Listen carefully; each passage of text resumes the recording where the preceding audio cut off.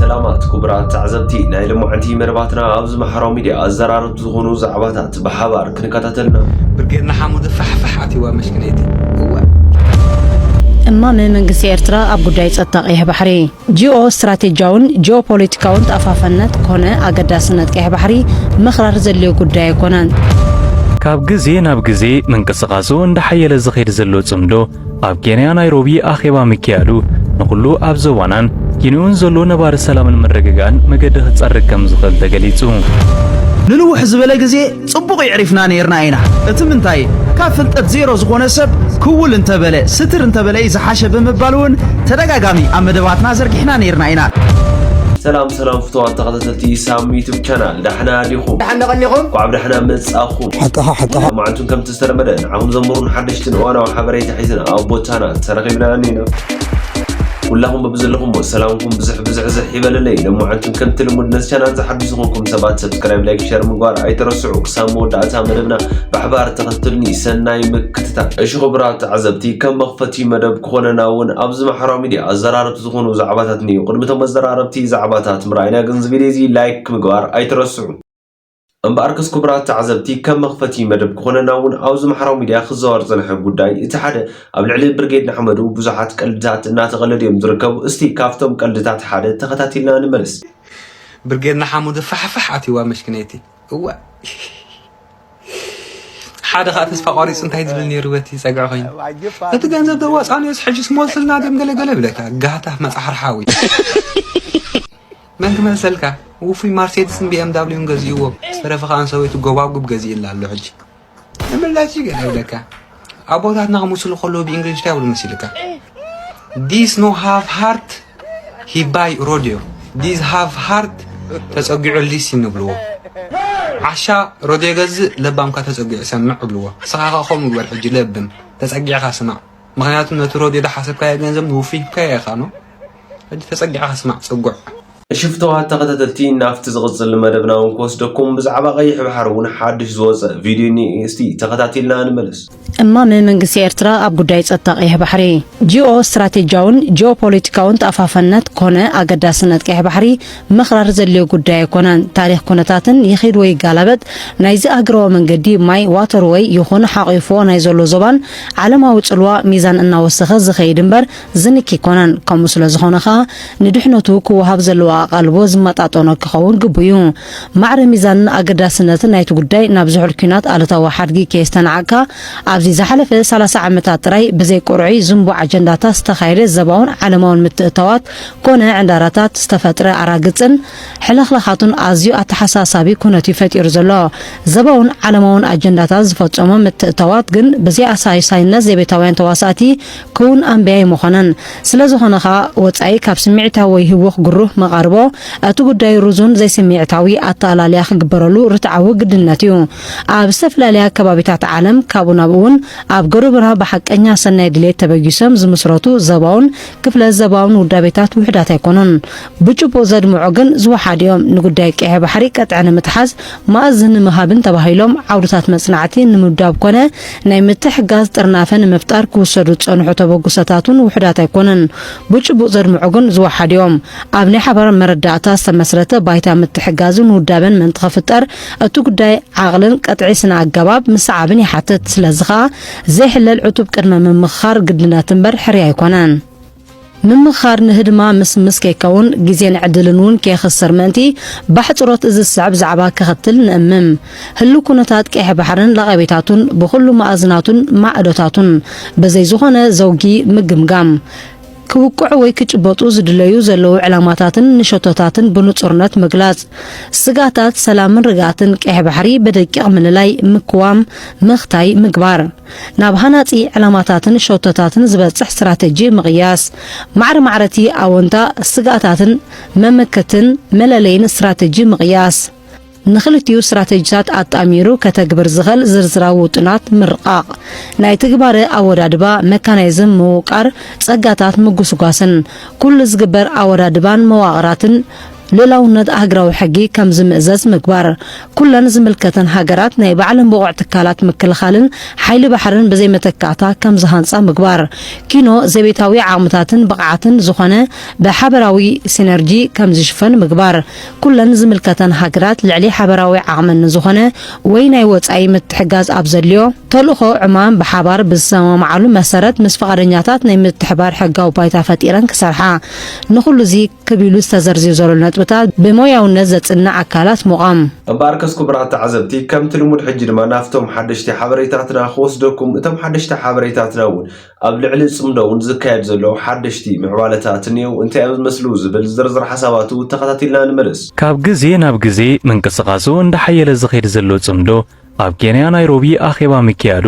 ንኹሉ ኣብ ዘዋናን ኪንውን ዘሎ ነባር ሰላምን መረጋጋእን መገዲ ክጸርግ ከም ዝኽእል ተገሊጹ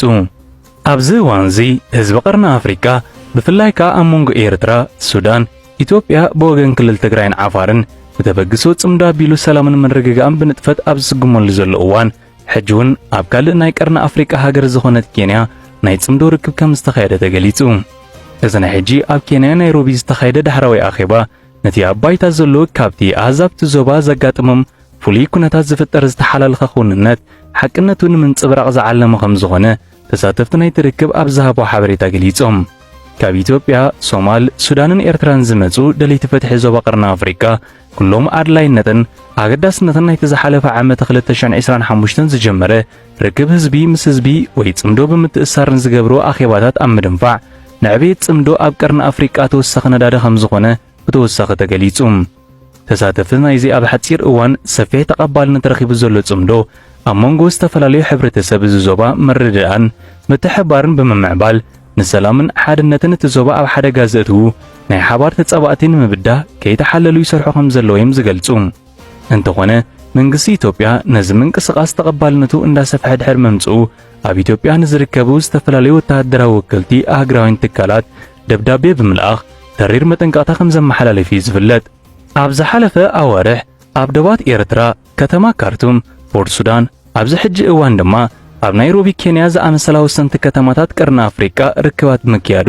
ርኡይ ዞባዊ ኣቓልቦ ምስሓቡ ተንተንቲ ፖለቲካ ቀርኒ ኣፍሪካ የረዱ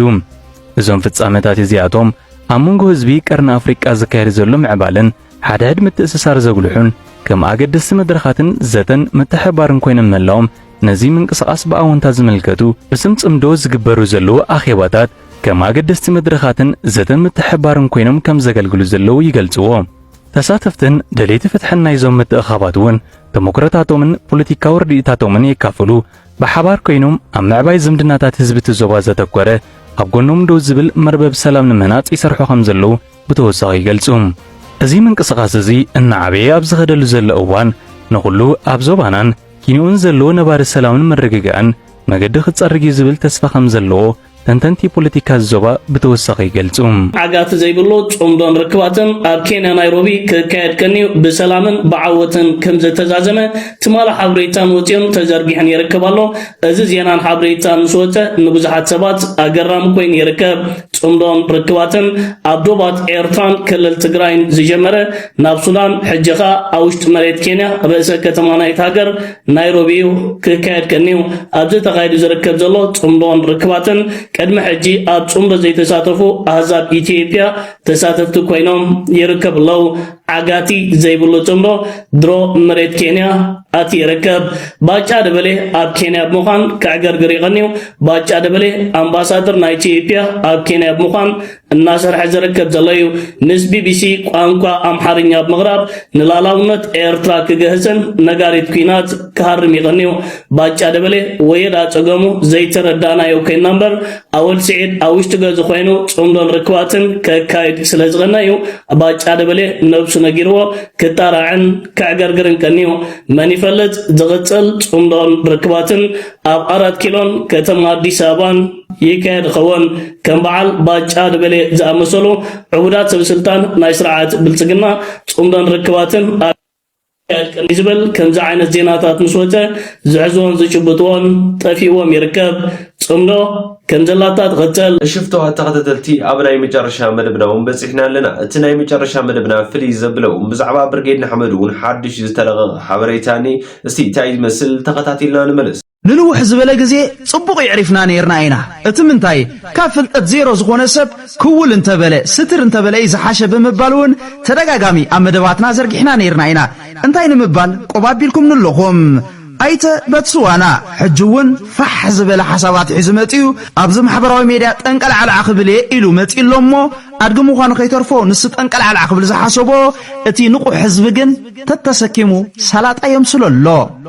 ከምቲ ዝበልና አንተ ወይ ኢትዮጵያና ኤርትራን ናይ 60 ኪሎ ሜትርን ትለውጥ 60 ኪሎ ሜትር ተሪፉሎ ማለት እዩ ጉርብትና እንተ ሓባራዊ ዕብየትን ጥራሕ ዘይኮነስ ትለውጥን ባዕሉ ኣብ ቀረባ እዩ ዘሎ ኣብ ኮይና ንዛረብ ዘለና ቅድምና ኣብቲ ዘሎ መደባት ምሕላፈይ ክቡራንን ተኸታተልቲ ሓንቲ መጠንቀቕታ ከመሓላለፍ ካብዛ ሕጂ እትቕፅል ዘላ መደብ ትሕቲ 18 ዓመት ቆልዓ ክዕዘቦ ስለዘይብሉ ነዚ መደብ እዚ ነቶም ትሕቲ ዕድመ ህፃናት ክትኣልይዎም ወይ ከዓ ንኸይርእይዎ ክትእግድዎም ይላቦ ምክንያቱ ካብ መሃይም ካብ ዜሮ ካብ ደንቆሮ ዝርባሕ ስለዘየለ እምበር ካብ ኣይተ በትስዋና ዝርከብ ዝኾነ ይኹን የለን እቲ ምንታይሲ ኣብ ዝሓለፈ መደብና እዛ ቪድዮ እዚኣ ተዛሪቡ ነይሩ